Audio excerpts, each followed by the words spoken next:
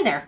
In this video, I'm going to talk to you about why most business advice given by men is usually impractical and irrelevant for most women and mother entrepreneurs. And then I'm going to give you the 3 things that I do that actually work. For the last number of years, I've always wanted to start my own business. I started a number of businesses with varied amount of success. I tried running my own freelance dietetic practice. I started working as a freelance website designer, and I still do that to this day. I tried dropshipping. I registered for VAT, I registered a business name, and I lost more money than I ever earned with this. I started an Airbnb about a year ago. This was and continues to be a great success. During this time, I read countless books on business and watched many YouTube tutorials. And I noticed something a little startling. 1, most of the business advice was being given by men. 2, the business advice that was being given by them was in a lot of times irrelevant and impractical for women and mother business owners. So I set out to see if this was just a coincidence or not. So I googled the top 10 successful mom entrepreneurs, and then I searched YouTube to see if I could find their channels. 2 out of the 10 women had their own YouTube channels, and neither of these was talking about business. Why aren't women and mom entrepreneurs sharing their business advice? So here's what I think it comes down to. These business advice gurus, they're not the primary caregivers for their children, if they have kids at all. These guys can set their own timetable and schedule. They can choose to be productive or not, and they don't have to think about what's for dinner that evening, who's going to pick up the kids from school, whether the house looks like a complete bomb site, whether everybody in the family has clean clothes to wear, etc, etc. Whereas a mom and woman entrepreneur, business person, she needs to consider all of these things, all of the mental load that comes from running a household, plus any of her business endeavors as well. Whenever I hear business advice given by men, something like, just choose app blockers to avoid distractions, just work on one task, focus on one task 100% until it's completed.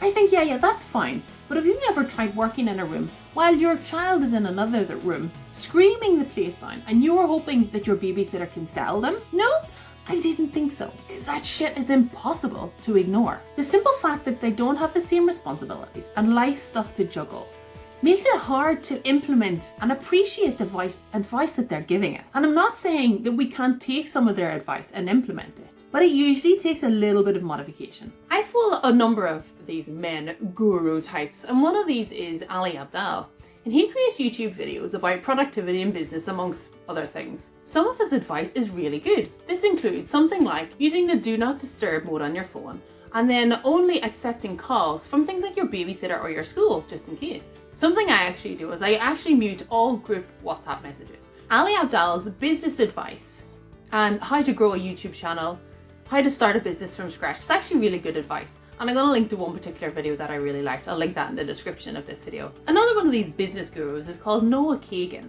Now, Noah Kagan recently published a book called The $1 Million Weekend. As far as I know, Noah does not have children, although I have heard that he is expecting his first. The book $1 Million Weekend is actually a really good read, but what I find is the context that some of the advice is set in is just so far from where any mother or woman finds themselves in when they're starting a business. So it's just hard to put yourself in that position where you can actually use some of his advice. Let's watch this space to see if any of his advice changes whenever he has children. So he talks about some of the unrealistic business advice that just doesn't work for mom entrepreneurs. So I'm going to talk to you about 3 things now that I do that actually work. Don't plan, use your given opportunities. So what I mean by this is, of course, set a schedule and time where you're going to do your work. But take the opportunity, whether it's 30 minutes here or an hour there, to get a little bit more work done, to get a little bit more momentum towards meeting your goals. Whether this is an hour after the kids are in bed, whether it's half an hour where they're watching a little bit of TV, take those opportunities where they are. I know myself, I get a little bit of a workout done while I'm making the dinner, because that's where I find the opportunity to get these things done. And the other thing that kind of works hand in hand with that is to be patient, because sometimes things don't work out. Sometimes your kids are sick. Sometimes you just have other things you need to do and other responsibilities. As long as you're taking the opportunity when it presents itself, you will get and meet your goals. Forget smart goals. When I say forget smart goals, find something you enjoy and see where it takes you. So let's say, for example, a smart goal might be, I'm going to write 5 blog posts in the next 2 weeks. You don't meet your goal unless you achieve the 5 blog posts in that week. Make sure that you enjoy the process of writing your blogs and write as many blogs as you can within the next week, whether that's half a blog post, whether that's 10 blog posts. Take the opportunity as it presents itself and just see what you can achieve. I find this a much more fun and exciting way to get things done. Something I do to make sure that everybody in the house is aware of the household and my business schedule is to display a whiteboard in the kitchen with the week's schedule on it.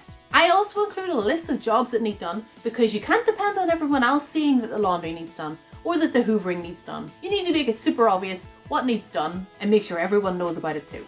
If you can relate to some of the struggles that I've described, then please do check out some of my other videos. Consider subscribing if you want to follow me on this journey through business and motherhood.